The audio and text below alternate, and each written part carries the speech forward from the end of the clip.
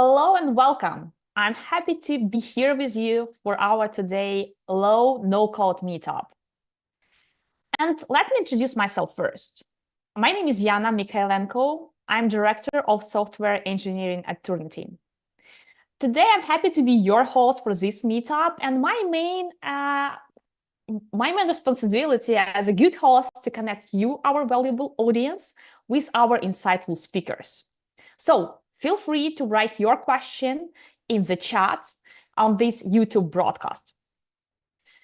We are going to talk about low-code, no-code solutions, and sometimes I think about low-code and no-code that it's so 2016 or so 2019, but it's not true. So it was the first time when we heard about that. And there are a lot of opportunities and a lot of businesses build their solution on low-code and no-code solutions. So Dev Challenge and Itera have brought together experts from Ukrainian and European landscape who's going to share their knowledge, ideas, and practical experience with low no-code technologies. So you'll hear about new trends in 2024 and how to build probably your MVP or how to build your business around that. Let me share a couple words about the main organizer of the meetup. So the main organizer is a company called Itera. It was founded in 1993. Itera is a leading company in Northern, Eastern, and Central Europe.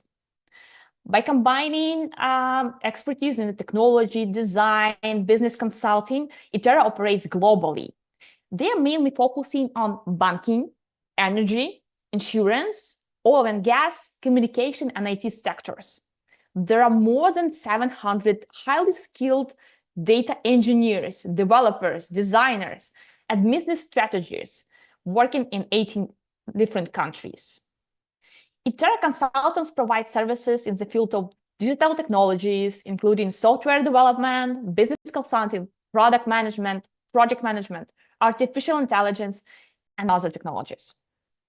So what I really like about Itera and what makes it unique and different is their culture. They have a Nordic culture as a core of their company DNA.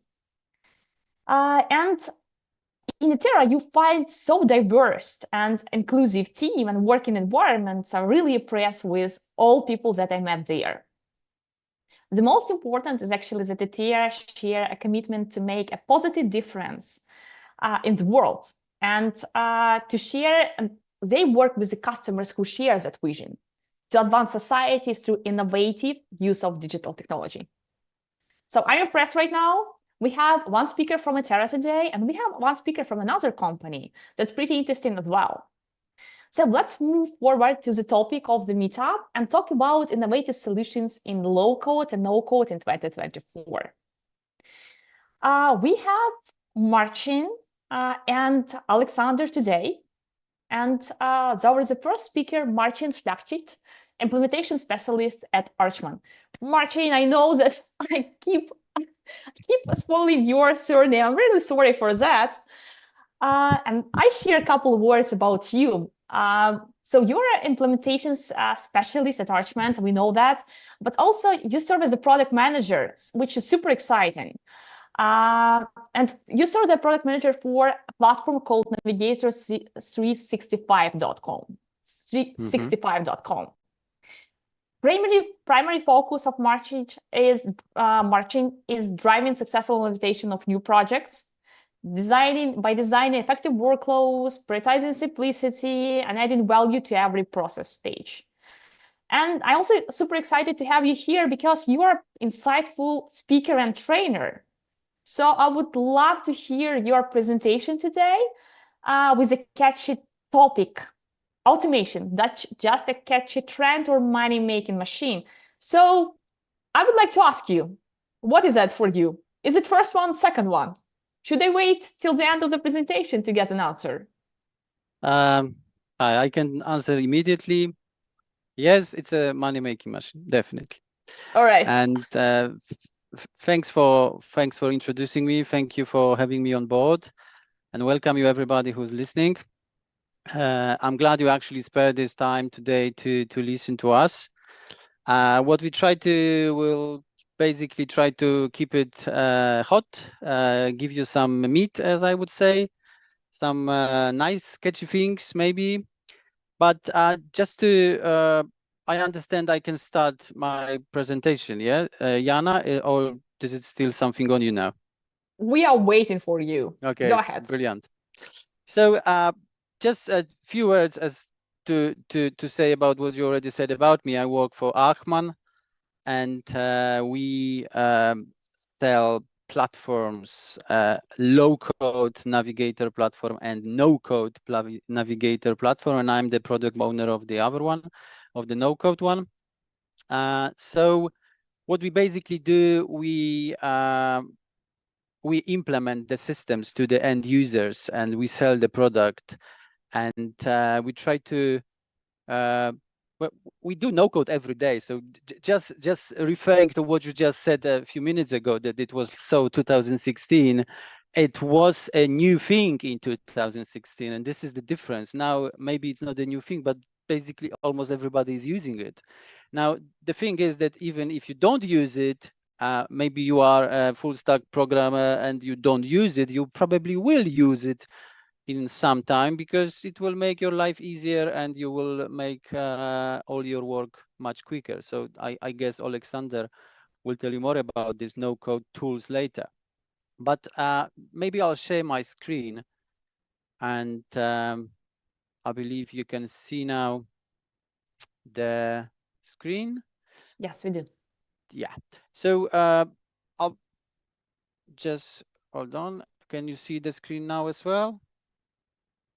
Yeah, the browser. Okay, I just want to show you this quickly, because this is this Navigator 365 system where we have all this built in no code, and the end user can actually design all the application and do everything with no code. And opposite to this, there would be this is our website, but this is a low code system. Yeah, so this would be the system we already on the market for the 15 years. So this is just to quickly show you what we are, what am I doing every day? So who am I? I'm implementing this system to the end user, and I'm speaking to the clients. So we come with the solutions for you. Now, my topic today is this automation, because at the moment, everybody's talking about automation. If you go on the YouTube or any LinkedIn channels or everywhere, you will find that this automation thing is such a catchy thing. Now, and my question in this topic is it just a catchy thing that everybody talks about, or is it really a money-making machine? And my theory is and practice that it is a money-making machine with few buts. And now these buts, this is what I want to focus on today, because my presentation, you will find the PowerPoint presentation, you will find pretty maybe boring even, because I just highlight some points, because we are all flooded with YouTube shorts, TikToks and everything. So I just would rather speak to you for this 25 minutes than show you another catchy pictures. I will basically say that after my speech, if you start researching, you will find a lot of different, very fancy information online on YouTube tutorials and LinkedIn even.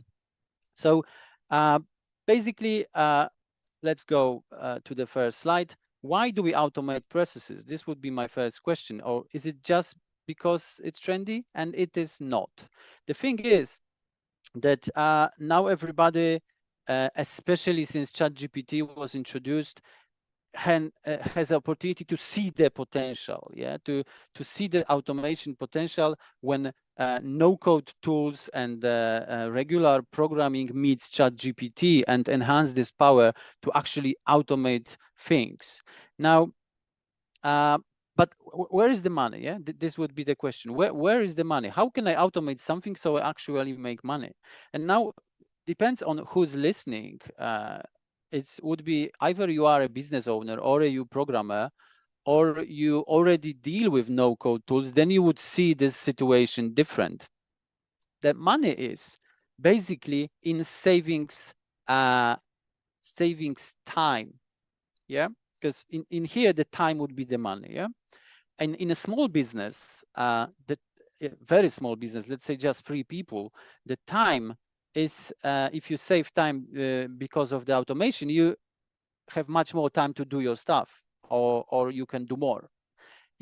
So you won't see this huge amount of money coming in because you introduced automation. However, if you speak about a bigger company or really corporate business, then you will see tons of money coming through in savings or in bigger sales because of introducing the automation. Now, what I just want to say is, if there are any students in here listening, then unless you are a student, then doing the automation just for the sake of doing the automation is pointless. So because maybe of what I do every day, we only sell processes, and we automate processes for clients that I paid for, and the one that I paid for are basically the one that brings money. So this is the key difference, yeah. That it's if the automation you provide brings any value, all right. So for example, in our company, our clients buy many different systems, like CRM I showed you, or some invoicing systems, or office systems of managing documents. But the funny thing is that many times, even if they didn't ask for it, we sell them another module which is called Office. Yeah, and this is because it's very easy to calculate the savings on it. So I want you to focus now on the numbers. This would be the only moment, I guess, during my speech when I would really want to focus you on numbers, because how to calculate that you may save or make money using automation. So imagine the situation that you go into the building. Well, you are in a building, in a company where there is many buildings around, and there is a secretary who actually receives an incoming mail from the postman, not from email. This is important. And what she does with it, usually she opens it, and then, believe me or not, there are places that they will actually take it in hand, put their shoes on, and go to another building to take it to someone and then come back. So this is very easy situation to calculate, to see how you can make money on this one. So let's just quickly say that this person takes 10 minutes to go to the other building and 10 minutes to come back to the other building, believing that she didn't chat with anybody on the way and she didn't have a stay for a coffee, but she just spent 20 minutes going there and forward. So if you calculate it by 250 days, it calculates, 250 days a year, it calculates to 83 hours a year. Now, I don't know how much she's earning, but even if you take just the minimal pay of 28 zloty now in Poland, this would be 2,332 zloty of savings if you cut this, or lost money if you still keep it. And you may probably think how ridiculous example it is, but if you still think so, I would really encourage you to go to the government buildings in Krakow and try to find out something, or maybe pay your taxes or anything. So you will see this person walking with your piece of paper to another floor, and you have to wait for her 20 minutes because she needs a stamp. So it is still happening, believe me or not. So if you calculate like this, if you are able to automate this 20-minute process every day by anything, by just scanning this and sending into a digital workflow, for example, then you can easily save more than 2,000 a year for the company on this little one thing. Now, the question you have to ask next is, how much would it cost you? So if you will, for the automation, buy an existing system, it would probably be much more expensive. But if you just do it on your own, let's say the business manager of this business takes me and say, listen, Marcin, automate this because I don't want to lose this 2,000 a year, and I will do research and I will find out. Okay, I need $20 a month for the ChatGPT, I need $10 minimum for the make.com automation license. And probably I don't have a database, so I need some kind of a database. So maybe an Airtable I will buy, another no-code tool for $24 a month, I think is the cheapest one. So it all comes to $54 a month. Times 4 zloty roughly, it's 216 zloty times 12 months is 2,592 zloty for these licenses. Right. So if you come up with this little process to automate and it costs you more than you're actually saving, this is complete pointless. So basically, this would be a baseline of where you start. Yeah, you have to pick up the process which actually will make you money, not lose the money for the sake of introducing automation to the company. And remember, there's even a saying like this: there ain't no such thing as a free lunch. So not only these costs you should actually calculate, because if you are taking a person from whatever marketing and tell them to do this automation, or tell the secretary to do this automation, she has to learn all of this. So she needs time to learn all the tools. She needs time to do how to do the prompt in ChatGPT, how to use Make. She will use probably Academy, spend a number of hours to do it. Then how to use Airtable, watch tutorials, and she needs to learn all these tools before she actually introduces the system. So this is how you should see all these processes, and this is how we see it when we speak to the new customer, right?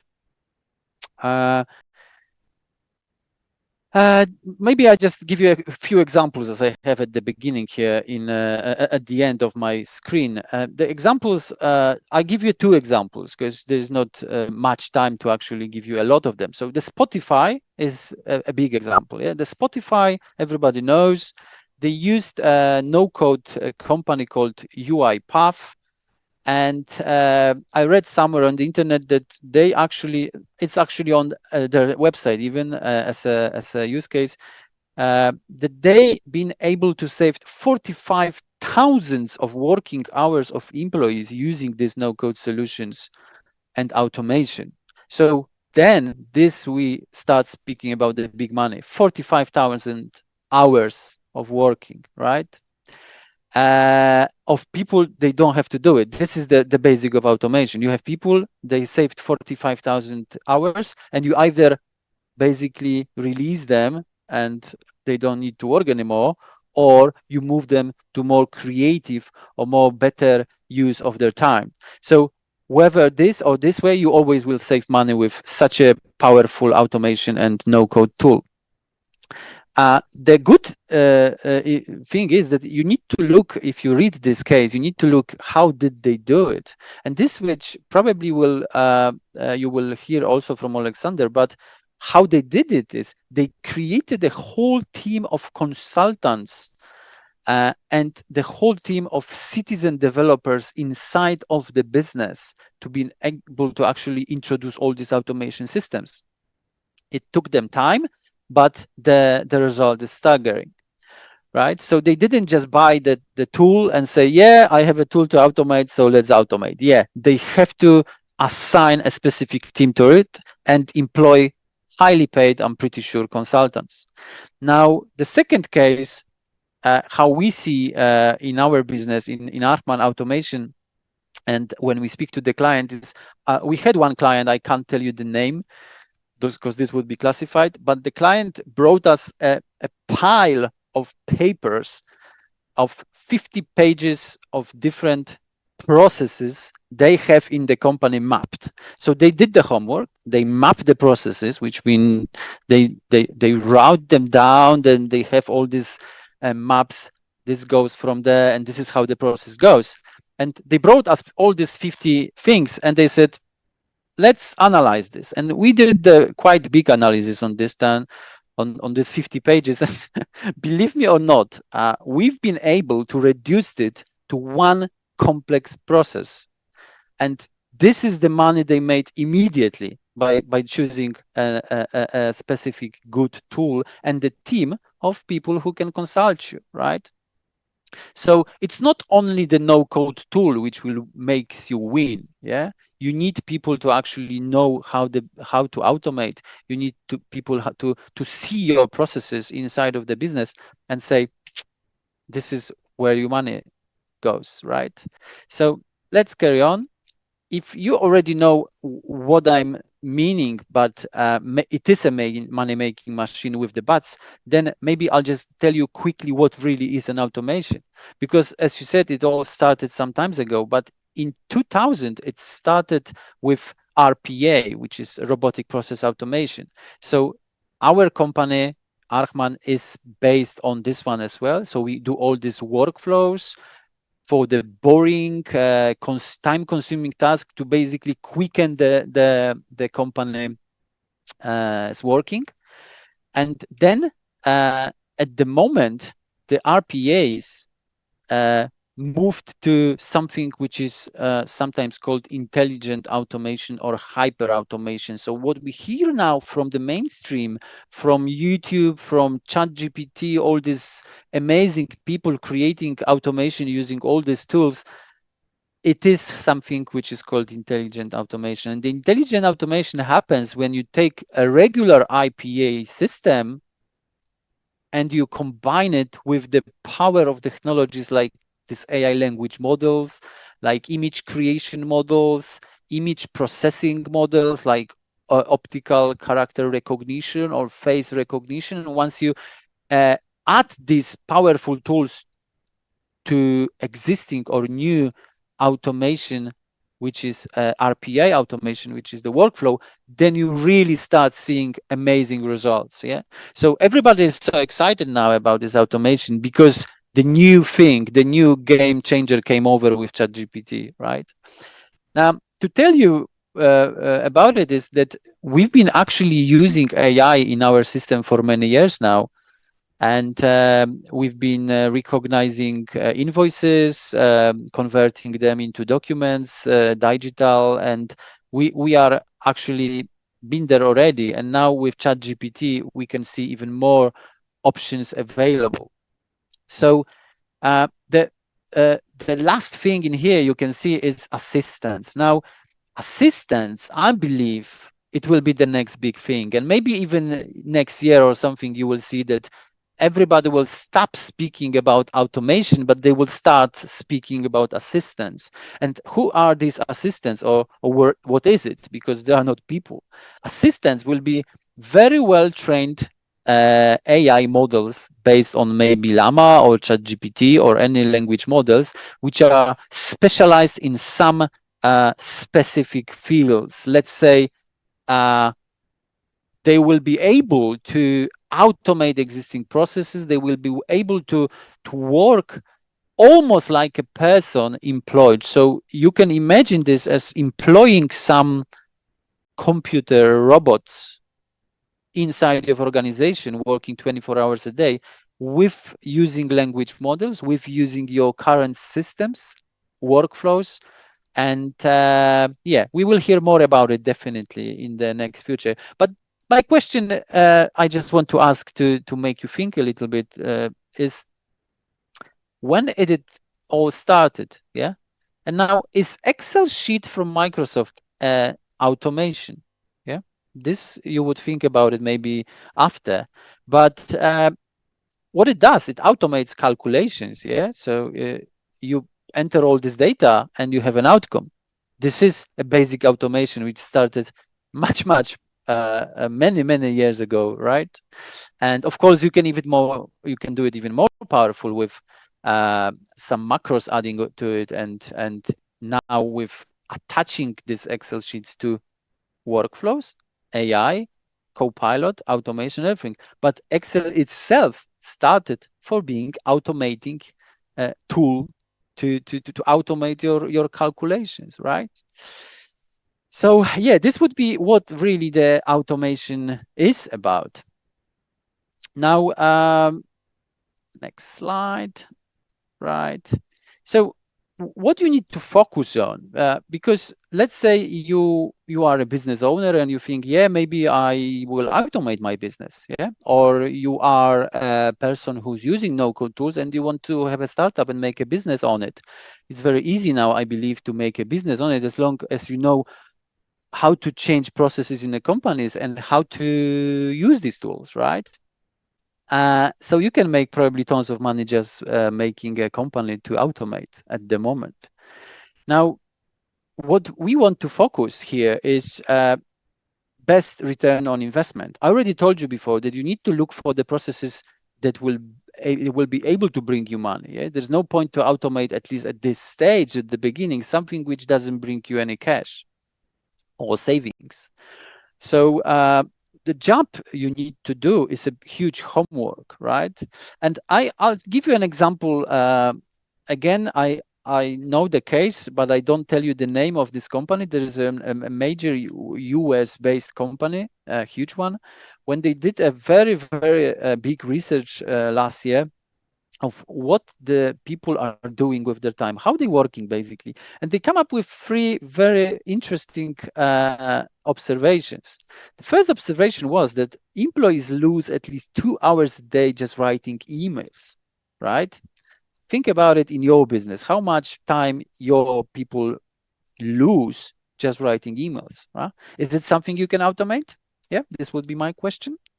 Now, the second findings they had is that employees spend more than 1 hour a day in unnecessary and too long meetings. This is really interesting. Believe me, I know people who are basically jumping from meeting to meeting just to have their work done. And they didn't do anything during the day, but they just attended 5 different meetings. So do they really bring any value or not? So they find out that in this huge company, they lose 1 hour a day. Yeah, everybody, as a general average. So huge savings possible. But is it something you can automate? I won't give you an answer for it. Think about it. And the third is the most interesting for me, because you may see me as a dinosaur probably, because there is a market is full of young people much smarter than me and having better skills. But they find out that the young employees wait a lot of their time working on laptops, imagine or not. And because they would do it everything much more efficiently using smartphones, right? So it's interesting for me because all our systems we use in our company and we sell to clients, they are ready for mobile. So everybody can actually use our system using mobile phones. And if you think of it as a perspective from your company, then yeah, maybe some automation here would work. Maybe moving some tasks from young people from the laptop to mobile would actually means that they work much more efficient. Again, think about it. This is something really interesting for me, because I work with some young people and I see how quickly they are with these old fingers on the mobile. They've been born with a mobile in the hand almost, so it's very easy for them. Now, how to identify the things, the places in your business where you can make money, right? To find bottlenecks, this would be the first thing. You need to find places where the processes in your company or in the company you're consulting are inefficient, right? The processes that are too time consuming, this is very important. If something takes too long, probably it's a good candidate to actually automate this. The processes that make frequent errors. So look for the frequent errors people do, and yeah, identify processes which are which are generating these errors. So again, automating systems, ChatGPTs they don't make mistakes. If you set them right, they will do it right every single time. They're not tired, right? People make errors, I'm afraid. So using automation for the places where the frequent errors are, which brings you would bring a lot of value, right? And time spent of users. Now, this is quite interesting because we all can get better, right? And if you look for the whole company, so what this company in US did, they just calculated the tasks and the time spent of everybody, right? And how to do it?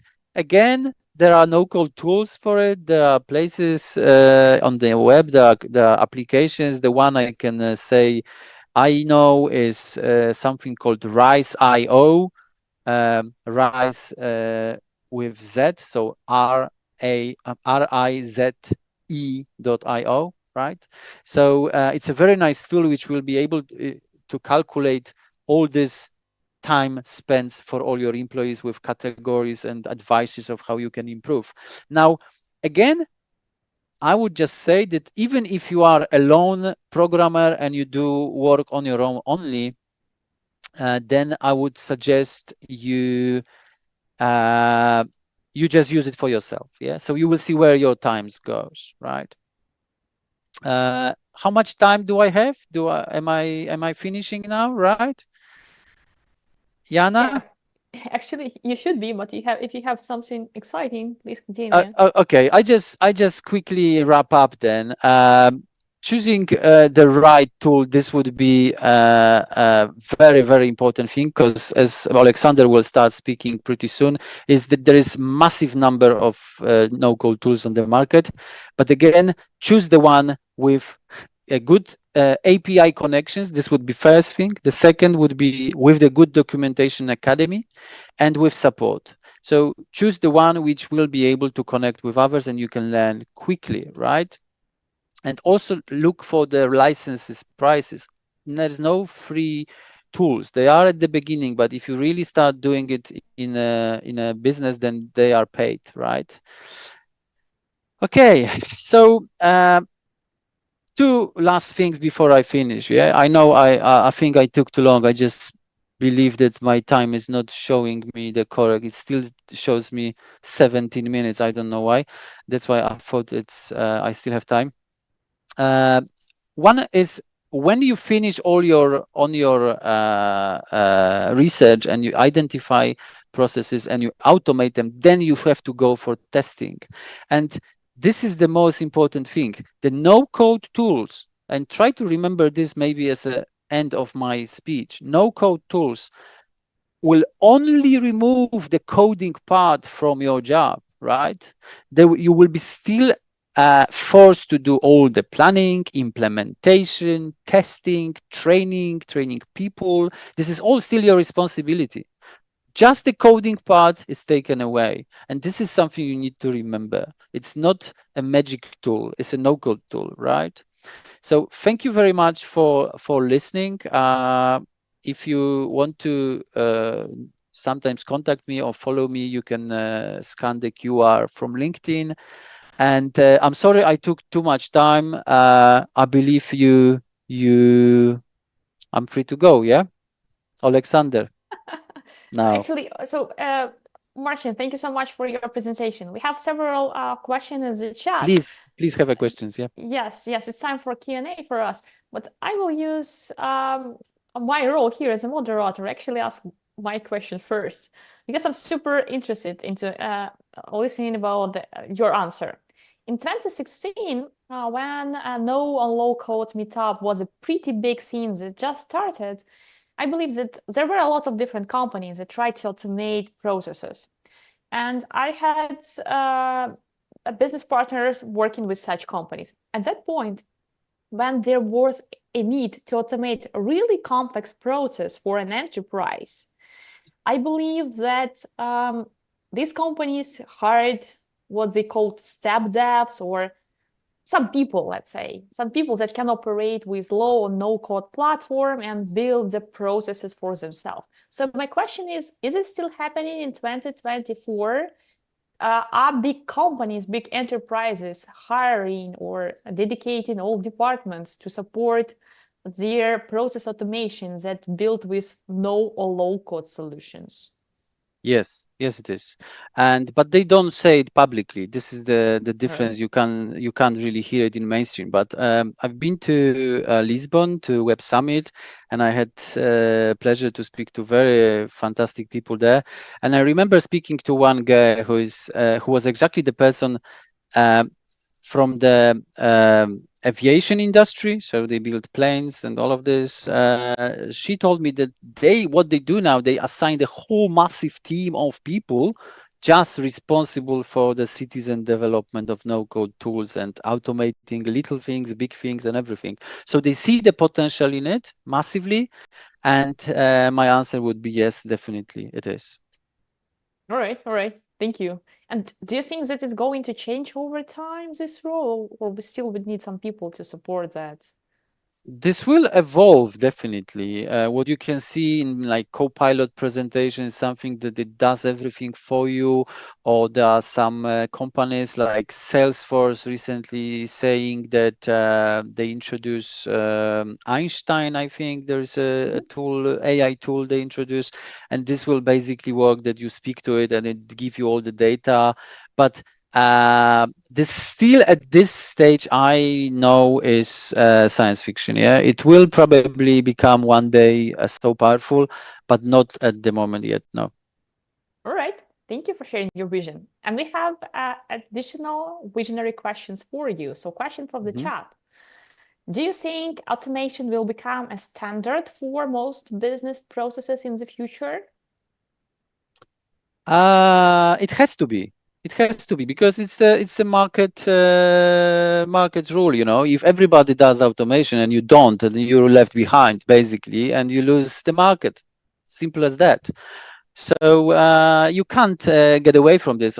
But believe me or not, in Poland especially, I know this market, but in Poland especially, there are companies that never heard about automation or no code or any of those. Now we here today thinking, yeah, this is such a trendy tool, but then you tell them and they have eyes open like this. What? What is it? Believe me, it happens. All right, all They right. have to join the revolution. At some point, they will, for sure. They need to. Yeah. And the last question from the chat, what tools and platforms do you recommend for small and medium-sized businesses starting with automation? Right. It depends if you just want to do the automation or you introduce some more systems. So let's say you have 0 systems, then I would go for the systems like ours, let's say Navigator 365, which gives you the database, the processes for all your company, of processes of financial processes, HR processes, and everything. So you have the system in place. Now, then you start doing more automations. But most of the companies have systems in place already. They already use something. So then you would rather use a tool which probably will be able to connect all the dots. Yeah. And the tool I use and I love really from the bottom of my heart is Make. I believe this would be make.com. This would be really good tool to connect the dots if you already have systems in place. All right.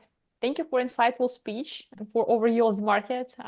Right now I can be thinking machine, especially if you're talking about savings or scaling your sales departments. Thank you, Right. Marcin. Nice to have you here. You're welcome. And it's time for me to introduce our next speaker, Alexandr Skachkov, Head of Technology Consulting at Itera.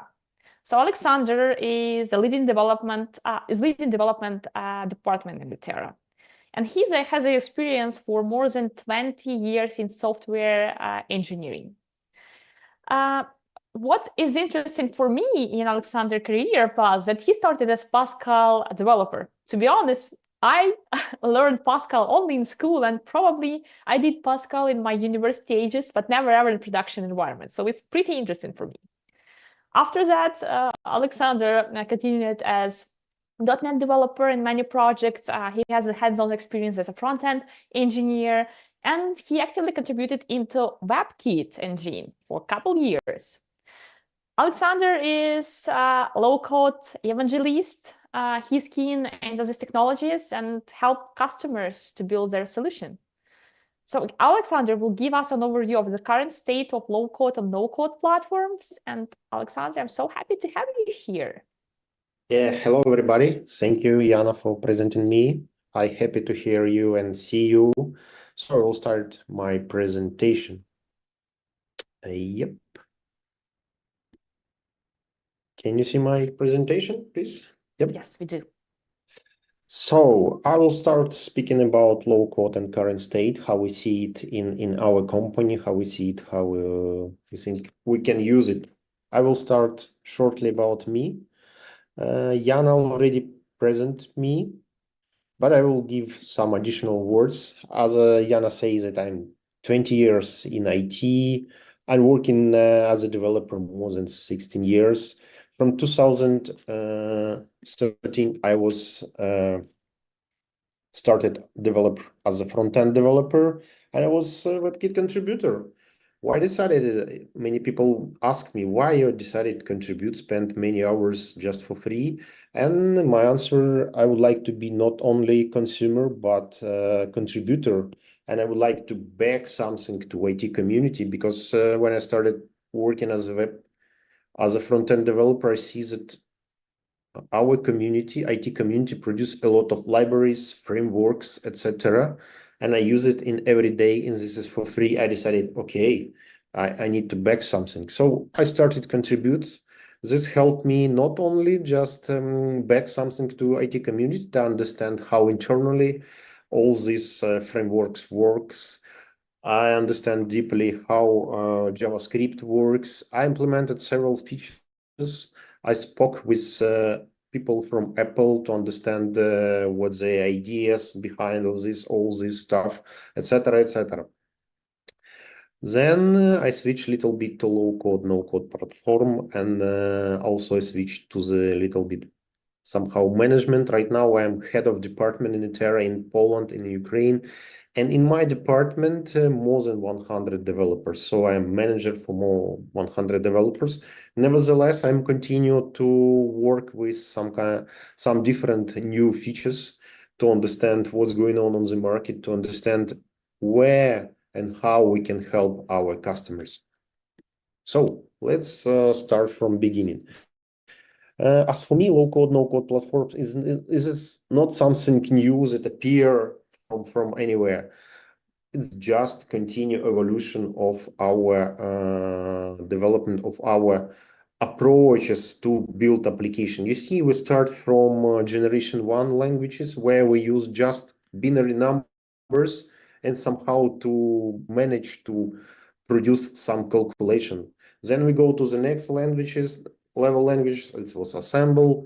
Third one was COBOL, C++, and then we face it with the fourth I would say generation languages, and there was appear reactive application development platforms such as Delphi, where you can not only write application but just use drag and drop approach and create quite quickly application.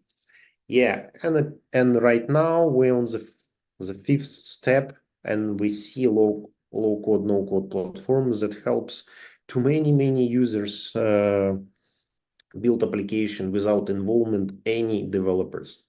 And I see this is a trend. I understand it's called democratization of software development, and low code, no code, this is part of this trend. What does it mean for me, democratization of software development? It means that more and more people can do it by self. If you know, I think developer who can start developer 50 or 60 years ago should have PhD in software development, not software development, in mathematics, in physics, etc. Without this PhD, you can even start working with computers.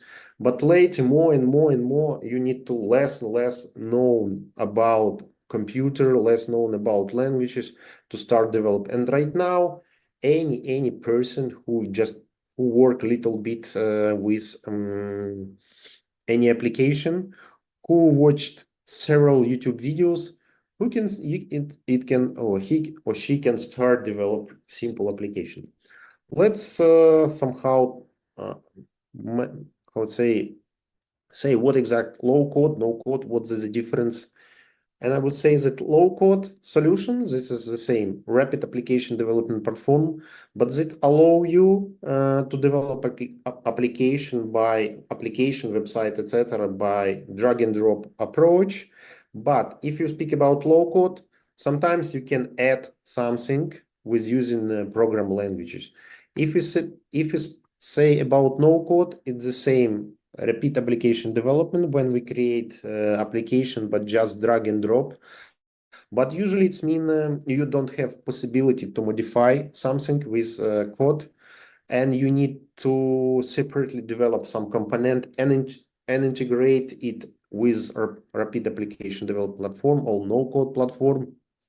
And usually it's very difficult to do, not difficult, but it's take a time to, you need to understand how platform work, how languages work, how different components work. And usually no code is used by designers, some kind of professional business analysts, etc., of office administrator. And usually when you use no code platform, you cannot receive any code of a developed application. If you speak about low code, in many cases, you can acquire software code that you produced by a low code platform and then modify it. Okay, what of using them?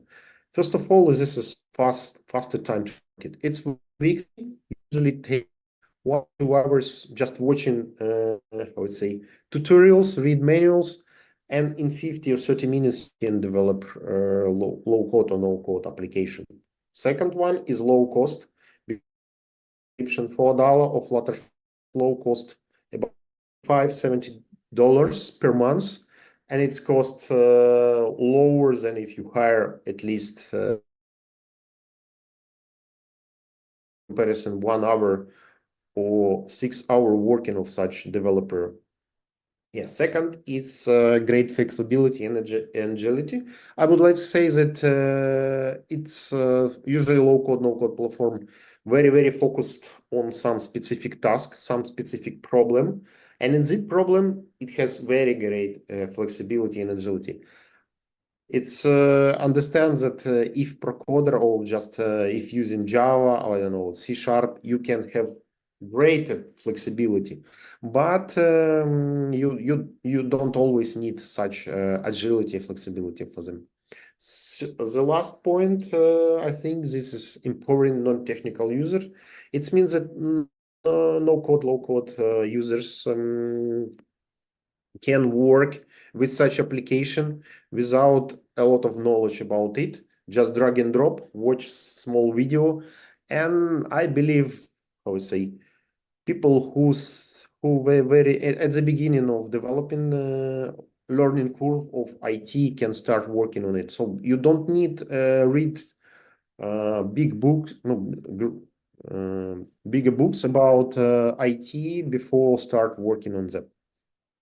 So let's imagine you are a startupper or some small business and you would like to test idea. How you would look, how you will do this with using low code, no code platform. I will try to imagine situation and show you which kind of tools on each step you can use it to develop or to test your idea. First of all, if you have idea, you would like to test it on the market, try to acquire some, how we say, some users with using, I don't know, Instagram advertisement, Facebook advertisement, etc. Before start, you will need some kind of websites. So you go to the, you create, you have idea, you go to the, I don't know, GoDaddy and Namecheap, buy a domain, and decided to create small, simple site to see if any users will interested in your idea. So I would recommend use two how would say, two main leaders on the market, but you know, this is my internal feeling, Imho. I'm trying to rely on some Google Trends, but nevertheless, this is my own, I would say, perception, Imho. And I think the Wix, the most, I would say, biggest one and simplest one solution to develop website. I know if you never see Wix, it's very, very easy to develop any, I would say, size of site with any content. Very easy, very quickly, and very simple to integrate with domain. If we speak about how popular, from my perspective, Wix is much popular to Webflow and also Tilda. You know, Tilda is very, very simple builder for the landing page. So my recommendation using Wix. Okay, you create site, you acquire some users, and they say, okay, great site, great idea, but how we can test it? So what you would like to take next? And if you would like to develop application, I would recommend use Flutterflow, Bubble, or Adala. Flutterflow, this is a low-code platform. And if we speak about Bubble and Adala, this is no-code platform. And this platform allow you very quickly develop mobile web application. I will just show you what is Flutterflow. You see, this is usually some kind of application development platform when you can develop site, not site by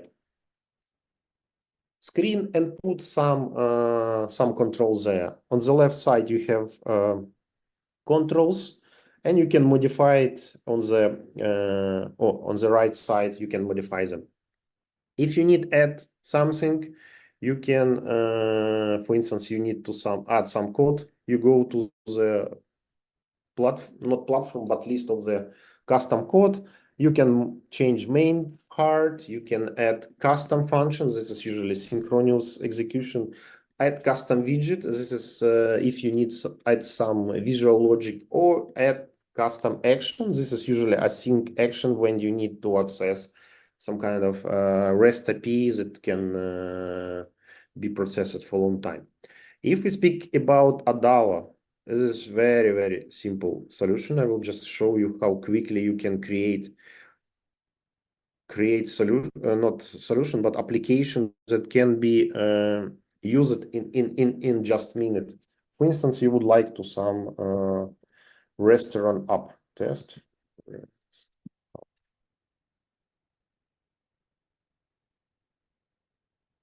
So you see, we start create, and in 3 minutes, we have, with using already existed template, we can create application. We just in second can up and run it. It's already supported different sizes, etc. You have menu, you can add users, etc., etc., etc. Just in minutes. Then you can go and change something according to your expectation, change color, change sizes. Also, very quickly, you can publish such application on some domain, or build Android or iPhone application. Yep. So I will not, I would say, stick to the Bubble. Bubble for me it's more difficult. But if we speak about how popular they are right now, the most popular Flutterflow according to Google Trends, yeah, it's, how to say, it's preliminary, but you see from some autumn 2023, it's more popular than all of them. Most popular tool, Adala, Bubble, also OutSystem. I am not how to say, added OutSystem. Actually, I don't like it because to work with it, you need to upload big amount of, I would say, big amount of installation software. In comparison, Flutterflow, Adala, Bubble, you can do everything online. You don't need to download anything, and you can use even your iPad to develop such application. But right now, Flutterflow is most popular, and I see a lot of startups right now using Flutterflow, even switch from React or any other, I would say, JavaScript or front-end frameworks to Flutter Flow. Okay, we create application, simple application. We publish it in I would say, Play Market, Apple Store, and see more and more people. We acquire more and more users, and we see that we need to develop more complicated logic, add more services. What we need to do, what we can use from low-code, no-code solution. And sorry, one more step back. I spoke with several, I would say, entrepreneurs, how they use Flutter Flow, Adalo, etc. And they say that we're to testing small idea, we use Adalo, test idea, see that users are coming. Then we switch on the next step, Flutter Flow, and it's work. We acquire source code from Flutter Flow in GitHub. This is, I show examples. This is one of the application. You just download it to GitHub, and you can manually change everything and continue work with this source code without using even Flutter Flow. Okay, you acquire many users and you would like to add more complex logic. How to do? I would recommend using Xano or Make. Actually, Make was already mentioned, but I prefer Xano because I started with it. Xano, this is, I would say, this is a tool that allow you to create REST API services and integrate it, I would say, in low-code manner. So you can create two type of, I would say, you can create your REST services and describe your inputs, what will be some kind of internal logic, and then provide answer. Many times I use Xano to wrap up some requests to the server, to the not server, to the services outside of the. For instance, we use it right now. This is example of using speech recognition from Google API. I use it when I need to develop part for the face recognition. And usually it's Adalo doesn't work with many types of responses, and you can prepare a good response for your application within using Xano. The same you can do with Make, but it's a little bit more complicated and advanced in comparison to Adalo. What I would like to add to Xano, that with using Xano, you can develop your REST API, bind to your domain. Also, you can extract it as a Docker container and put it into your internal Google, Azure, etc., and as a private cloud, so you will use it on your platform without necessarily to support it on Xano. Okay, you create more backend, you have more users, and right now you need more advanced flow. What I would recommend for such cases? For such cases, I would recommend Zapier. Right now, it's very popular, I would say, platform to integrate and implement different integration. And usually, it's actually very simple idea. I will just show you. What is this Zapier? Yeah, usually it contains at least two parts. First of all, this is a trigger. This trigger is mean when you will start your application, or not application, but your flow, depending on event. I don't know. It might be email. It may be calendar event in your calendar. It can be any new row in your Google Sheet. And after that, it's started, and then you can create flow. For instance, it can be some kind of passes, switches, dividers, filters, etc. And you can add many different connectors to external sites. I heard about a lot of stories when people implement simple flows. For instance, bloggers has own blog, and with some small simple form to connect with people. You just write down some content there, some request. It create email that sent to the blogger. Second, you create a new row in Google Sheets about new customer. And third step, you send in Stripe invoice to the users, and user, okay, after pay this invoice, it will start continue step, and then you can finish with scheduling event or call with user. Okay, sorry. After Zapier, you are, I would say, leader on the market. You build your audience. You build with good application. What do next? I would recommend Airtable. This is some kind of database or sheet, and you can implement many different type of data storage there. But first of all, this is a very good tool to implement some kind of CRM and make calculation to calculate all how to say, all your revenue. It's very good tool. For instance, this is, I call it Excel on steroids. You see, this is usually looks like very big grid with a lot of rows, but you can present in different types. You can present as a list of lines. You can group it by different type of values. You can build from it, for instance, dashboard, etc., etc. And then you create simple forms that allow to add, edit, modify data from your values according to your needs. Yeah.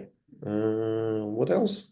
And if after you have a lot of revenue, you have a complex business, I would recommend switch to Power Apps lineup or use Salesforce CRM.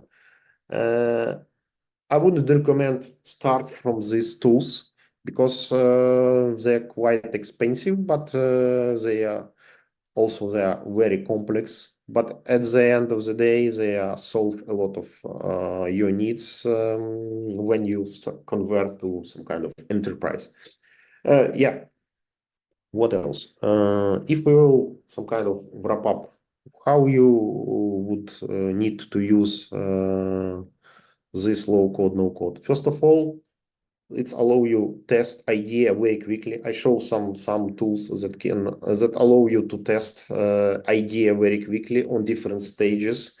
Second, you can iterate fast. You just in a minutes, you don't need to create a pipeline for building application, running a lot of integration tests, running on stage, test, prod environment, etc., etc. Just making changes and send the link to your business person, and you can test.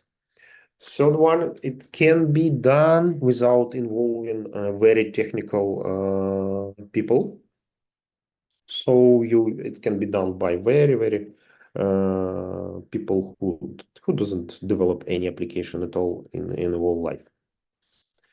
And I will show you small demo how to integrate Adalo within Adalo some Xana request. As I already say that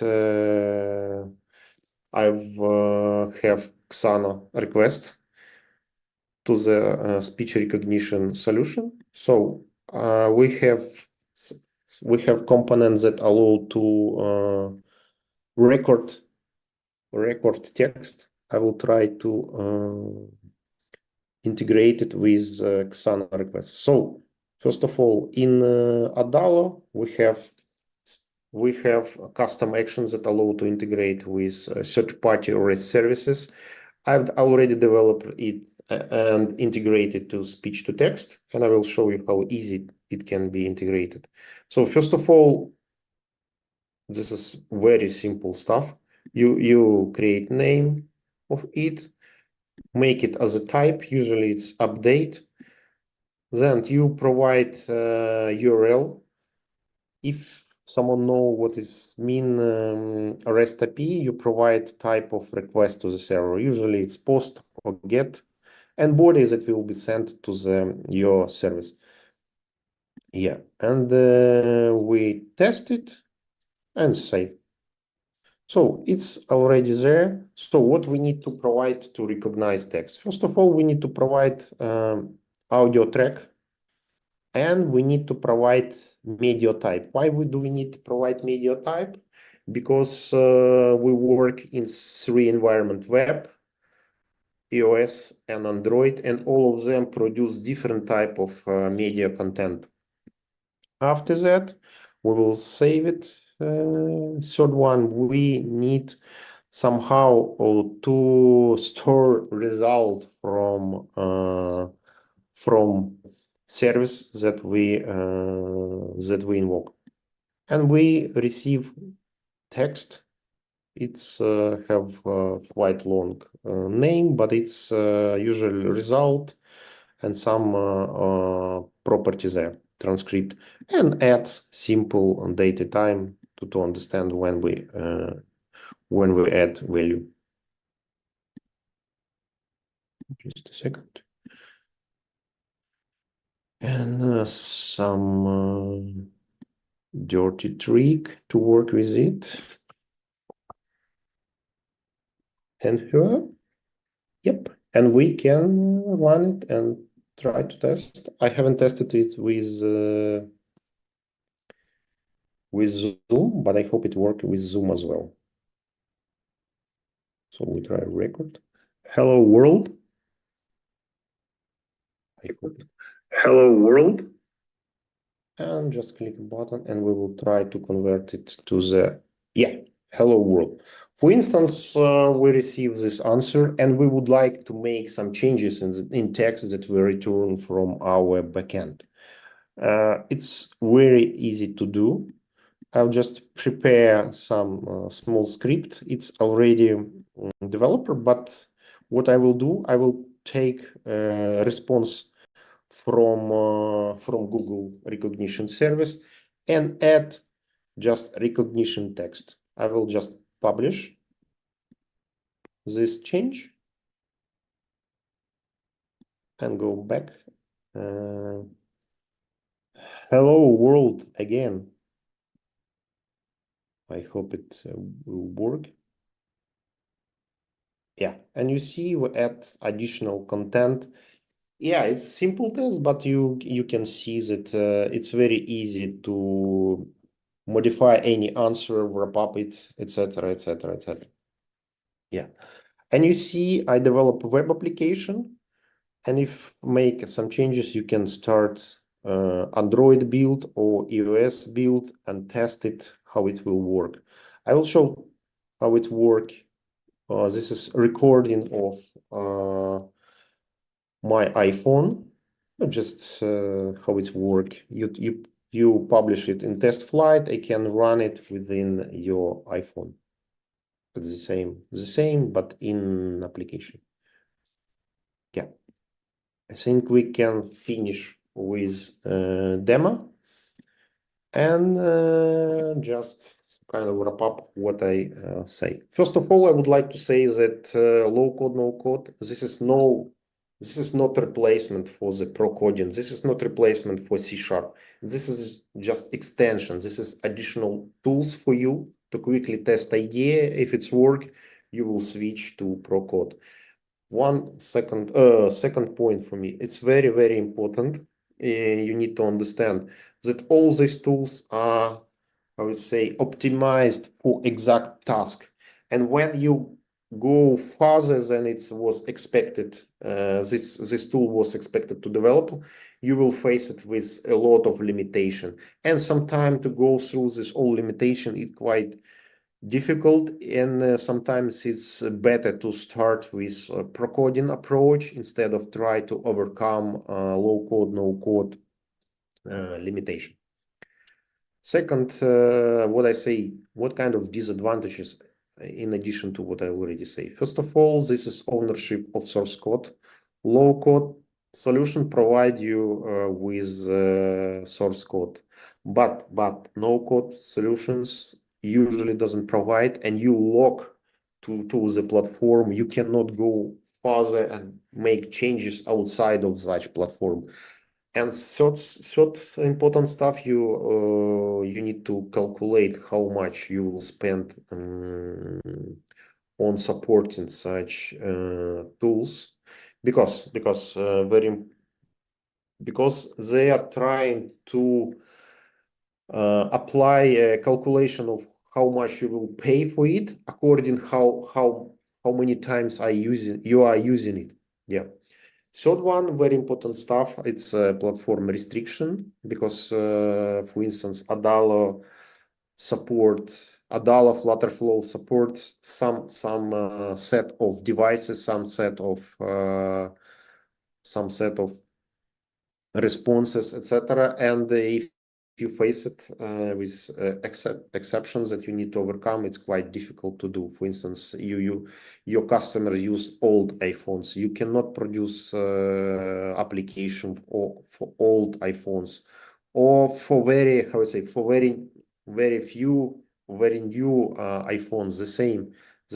It's take a time when such platform update their platform to support something very new or something custom. So you need to keep in mind about this restriction. If you follow mass market, it's okay to use them. If you will do something for very niche product, you need to check if it's work with this low code, no code platform. Yeah, I think that is it. So I managed to reach time. So if you have any question, just ask. Thank you, Alexandr. It was pretty insightful topic, actually, and your presentation, showing a lot of different tools. Personally, I worked with some of them. I definitely worked with Salesforce. I worked with Tilda, with Wix, and so on. So it was nice to see that there are much more than I used before. So I would try to use them as well for my pet projects. And we have a lot of actually questions in the chat right now. So I'll try to filter some of them. From the questions that I've seen, somebody asked you about tools and processes that can be automated on front-end side. But this one was asked before you started dive deep into mobile and front-end automation tools. So any chance that you would like to highlight it for users? What can be done on front-end part for automation? If I correct understand, for instance, in Flutterflow, one of the project use a lot of DevOps tools to automate development. So we develop application within Flutterflow, push it to GitHub, and use DevOps tools to make additional changes and produce different builds for web, for iOS, and for Android with different configuration. Not sure if I'm would say correctly. Right. So I believe Flutterflow actually answers the question. Again, the question was about tool and processes to automate front-end development specifically. Yeah, I think Flutterflow can be part of the automation, because as a part, just automate development in front end. I see a lot of tools that allow you convert from Figma to React. I see a lot of tools convert some sites from Figma to the Flutterflow.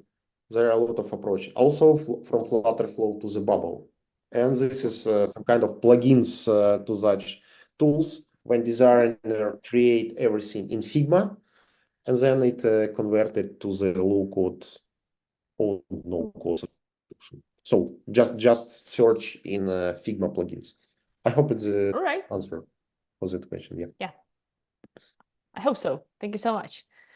All right. And we also had a comment about Framer. Somebody was referring to Framer as an automation tool. Any chance that you comment on that? Did you guys? Unfortunately, I haven't used it and uncheck it, so unfortunately I can't comment. I heard about it, but I don't have enough time to check all the tools, so Right. unfortunately I can't answer. So I'm trying to focus on all tools, not on the tools that I'm using every day. Not every day, but very often. Yeah, to All help right. yeah. Thank you. Yeah, there are lots of tools for sure. Yeah, it's plenty.